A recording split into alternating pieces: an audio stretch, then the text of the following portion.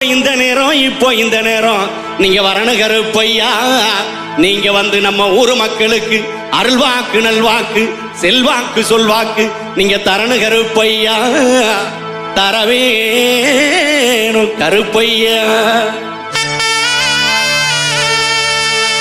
அங்க இடி முழங்குது